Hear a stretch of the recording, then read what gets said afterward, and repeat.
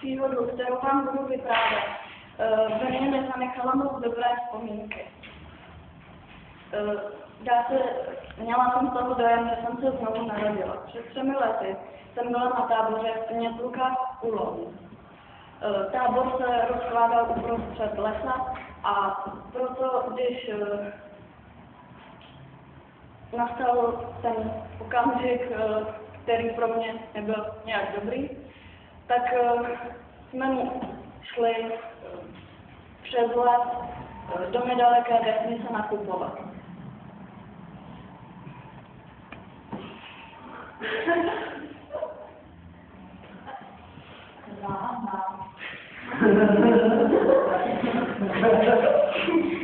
Když jsme se dostali k mírnému kopci a mému velkému neštěstí se kluk z předchozího oddílu šlápal do včelího i vosího hnízda. Bylo to tedy smíšené místo.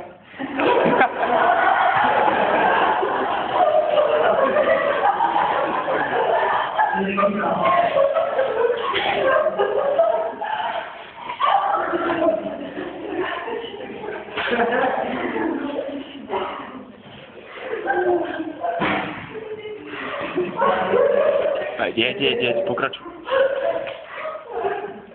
Já jako hlavní kecel naší party jsem šla jako první a jsem musela oklidit.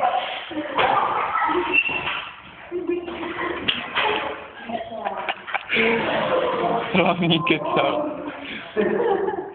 Dobrý.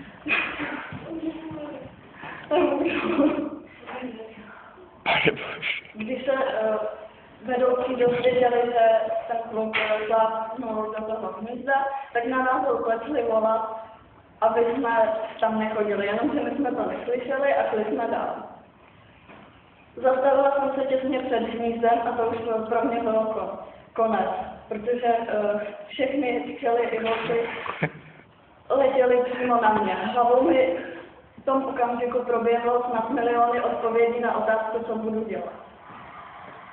Odpověď jsem měla během půl vteřiny.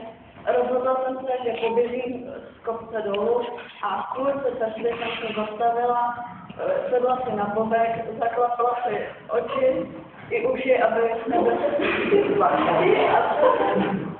nebyly povodané. Po chvíli jsem se zase zvedla a běžela jsem zase dolů. Nebo dolů. Nebo dolů. Když jsem doběhla z kopce, tak lesem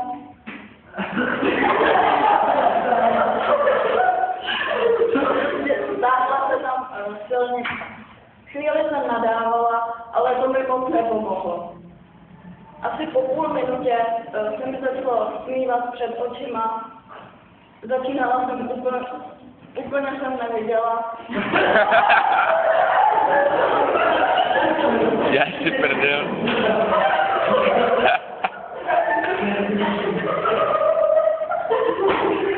Budem teď.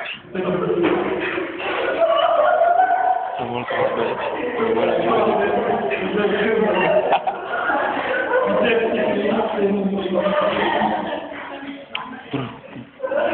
Díky rychlému zásahu zdravotníka mi podal prášek na alergii a tím pádem jsem po chvíli způsobením prášku zase normálně viděla.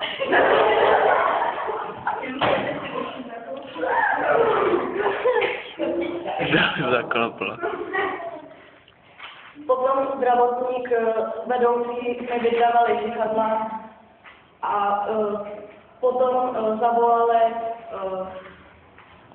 hlavní vedoucí, která pro mě přijela a odvezla mě zpátky do tábora, abych se na mě podíval zdravotník, spíš lékař.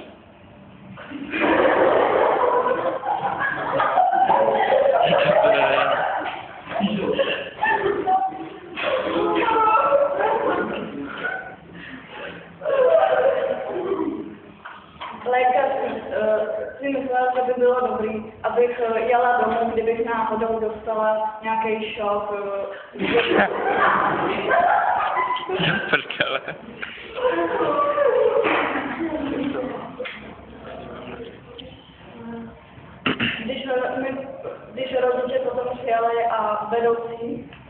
mi pomáhala nastupovat s věcmi, aby se vyléčila trošku.